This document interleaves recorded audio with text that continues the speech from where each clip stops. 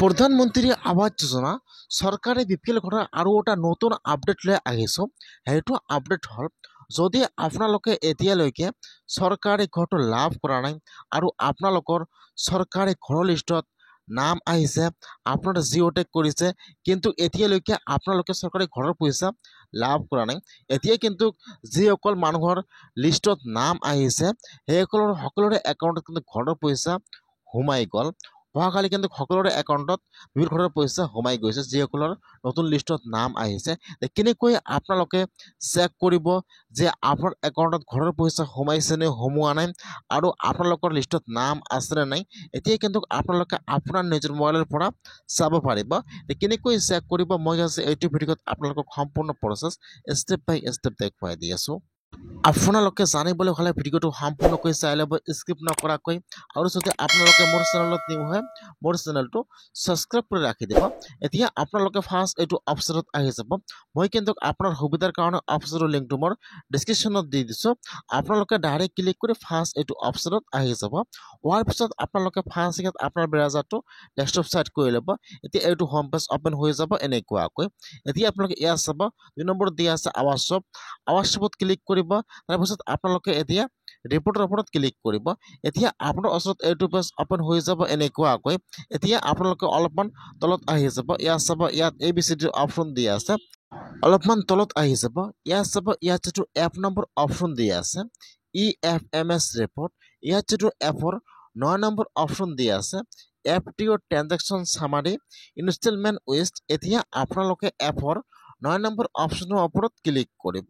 ইয়াত চাব, এপৰ 9 নম্বৰ অপশ্যনৰ ওপৰত ক্লিক কৰিব, FTO transaction summary instalment wished. এতিয়া আপোনালোকে সেইটো অপশ্যনৰ ওপৰত ক্লিক কৰিব। এতিয়া কিন্তু আপোনাৰ ওচৰত আৰু এটা নিউ পেজ এতিয়া অ'পেন হৈ যাব এনেকুৱাকৈ।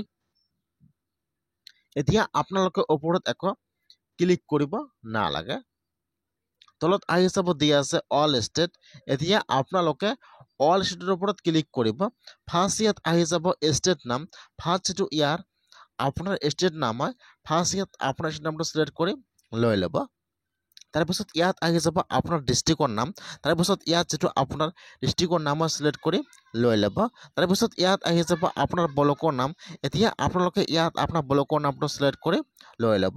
এতিয়া আপোনালোকে কেপচাটো বহাই নিদিব। এতিয়া আপোনালোকে অলপমান তলত আহি যাব, ইয়াত চাব, ইয়াত দুটা চিলেক্টৰ অপশ্যন দিয়া থাকিব ইয়াত এনেকুৱাকৈ।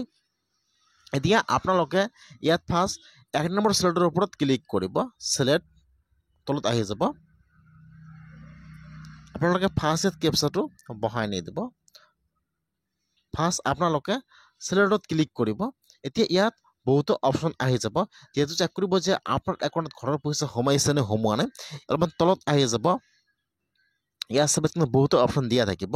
এতিয়া আপোনালোকে অলপমান তলত আহি যাব, ইয়াত চাব দিয়া আছে এপ্ৰিয়েশ্যন টু বেংক ফৰ। এতিয়া আপোনালোকে ইয়াৰ পৰা এডিশ্যন চিলেক্ট কৰি লৈ ল'ব। তাৰপিছত আপোনালোকে আৰু এবাৰ চিলেক্টত ক্লিক কৰিব।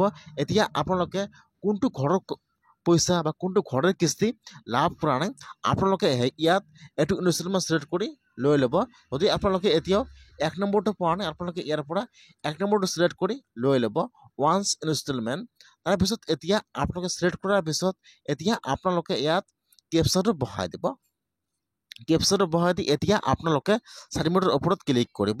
যেতিয়া আপোনালোকে কেপচাটো বহাই দি 4 মিনিটৰ ওপৰত ক্লিক কৰিব, এতিয়া কিন্তু আপোনাৰ ওচৰত লিষ্টটো অ'পেন হৈ যাব এনেকুৱাকৈ। ফাৰ্ষ্ট আহি যাব ইয়াত আপোনাৰ ডিষ্ট্ৰিক্টৰ নাম, 2 নম্বৰত আহি যাব আপোনাৰ ব্লকৰ নাম, 3 নম্বৰত ইয়াত আহি যাব আপোনাৰ এপ্ৰিকৰ নম্বৰ, আৰু এই ফলত আহি যাব আপোনাৰ এমাউণ্টটো। এতিয়া আপোনালোকে ইয়াত চেক কৰিব যে ইয়াত আপোনাৰ এপ্ৰিকৰ নম্বৰ কোনটো হয়। যদি আপোনালোকে আপোনাৰ ঘৰত এপ্ৰিকৰ নম্বৰ নাজানে, কেনেকৈ আপোনালোকে আপোনাৰ ঘৰৰ এপ্ৰিকৰ নম্বৰ চেক কৰিব, নেক্সট ভিডিঅ'ত সেইটো প্ৰচেছ দেখুৱাই দিম। এতিয়া আপোনালোকে ইয়াৰ পৰা চাই ল'ব যে ইয়াত আপোনাৰ এপ্ৰিকৰ নম্বৰ কোনটো হয়। ইয়াত যিটো আপোনাৰ এপ্ৰিকৰ নম্বৰ হয়, এতিয়া আপোনালোকে ইয়াৰ পৰা ইয়াত যিটো আপোনাৰ এপ্ৰিক নম্বৰ, এতিয়া আপোনালোকে আপোনাৰ এপ্ৰিকৰ নম্বৰৰ ওপৰত ক্লিক কৰিব। যেতিয়া আপোনালোকে আপোনাৰ এপ্ৰিকৰ নম্বৰৰ ওপৰত ক্লিক কৰিব, এতিয়া কিন্তু আপোনাৰ ওচৰত ইয়াত আপোনাৰ ডিটেইলছটো সকলো আহি যাব।